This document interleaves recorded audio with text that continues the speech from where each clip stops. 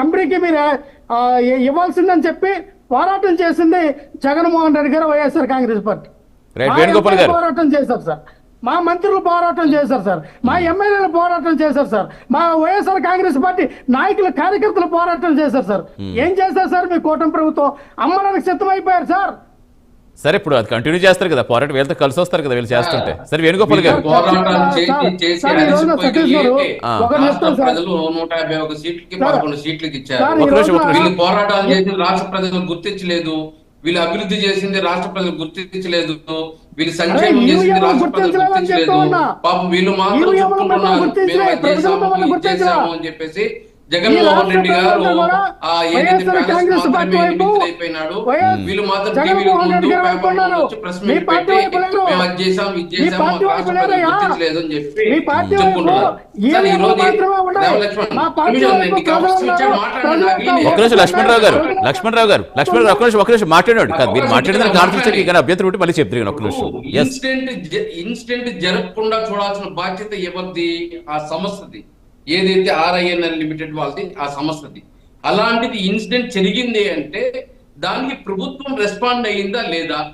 త్వరగా రెస్పాండ్ అయ్యి ఏదైతే బాధితులు కలిసి వాళ్ళ మంచి చెడ్డ కనుక్కునేసి వాళ్ళకి ఏదైతే కాంపన్సేషన్ ఇస్తూ వాళ్ళకి మేము అండగా ఉంటాము, మీరు భయపడద్దని ఇదవద్దని చెప్పి వాళ్ళకి భరోసా ఇచ్చారా లేదా అవి చూడాలి. ఊరికే ప్రతి దానికి మనం రాజకీయం నిరుద్యోగులు కదా అని ప్రతి దాన్ని రాజకీయం చేసుకుంటా పోతుంటే ఈ 11 సీట్లు కూడా నిలవు. 5 సంవత్సరాల అవకాశం ఇచ్చారు కూటమి ప్రభుత్వానికి, వేచి చూడాలి వాళ్ళు ఏం చేస్తున్నారు. ఈరోజు ఇన్సిడెంట్ జరిగిన వెంటనే 24 అవర్స్ రెస్పాండ్ అయినారా లేదా? బాధిత కుటుంబాలను కూర్చొని వాళ్ళు పరామర్శించారా లేదా? వాళ్ళకి ఏదైతే సపోర్ట్ చేశారా లేదా చూడాలి. అది వదిలేసి జగన్మోహన్ రెడ్డి వైఎస్ఆర్సీపీ మీరు చెప్పుకుంటే కాదు, రాష్ట్ర ప్రజలు చెప్పాలి మీ సపోర్ట్ ని. ఈరోజు ప్రతిపక్షం మాకు సపోర్ట్ గా ఉంటే ఈరోజు పోరాడింది. ఈరోజు జగన్మోహన్ రెడ్డి గారు అధికారంలో 10 రోజులకి 15 రోజులు రెస్పాండ్ అయ్యాడు. ₹1 కోటి ఇచ్చాడంటే రాష్ట్ర ప్రభుత్వం సొత్తు ఇచ్చాడా? ఆ రోజు కూడా కంపెనీ జాతి నష్టపరిహారం కట్టించాడు. ఆ రోజు కూడా కంపెనీ జాతి లేదు. సెంట్రల్ గవర్నమెంట్ అడగొచ్చు కదా, స్టీల్ ప్లాంట్ లో డబ్బులు తీసుకుంటున్నారు. కూటమి ప్రభుత్వం ఏం చెప్తోంది? 25 లక్షలు రాష్ట్ర ప్రభుత్వం ఇస్తూ అదే విధంగా ఏదైతే మొత్తం 1.72 లక్షలు ఒక్కొక్క ఎంప్లాయీ, ఏదైతే పర్మనెంట్ ఎంప్లాయీకి 8 మంది చనిపోయిన వాళ్ళకి ఇస్తున్నాము, అదే కాంట్రాక్ట్ ఎంప్లాయీస్ 45.75 లక్షలు ఇస్తున్నాము అని స్పష్టంగా చెప్తుంటే ఇంకా రాజకీయం చేస్తున్నారు ఏంది? శవాలు కూడా భరోసా ఇవ్వాలండి, డబ్బులు కాదు సార్.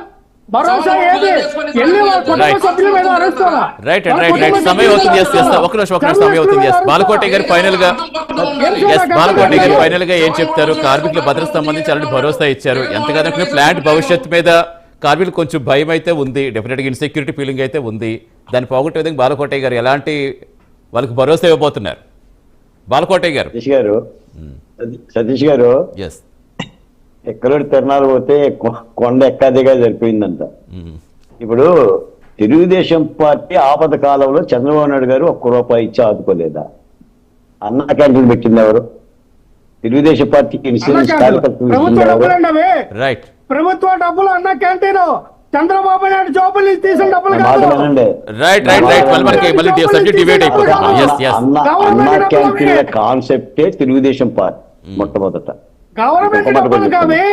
రాజధాని అమరావతి ఉద్యమం. లక్ష్మణరావు గారు సమయం అవుతుంది, సంబంధించి ఎలాంటి భరోసా ఇస్తారు కార్మికులు చెప్పుకుంటాం. రేగిడి గారు, జగన్మోహన్ రెడ్డి గారు 25 పేజీలు స్క్రిప్ట్ రాసుకొని వచ్చి ప్రెస్ మీట్ పెడతాడు. కనీసం ఒక పేజీ అన్న తెచ్చుకొని మాట్లాడు. ఎదుటి వ్యక్తి చెప్పేది విను. కథ అయిపోయింది కదా,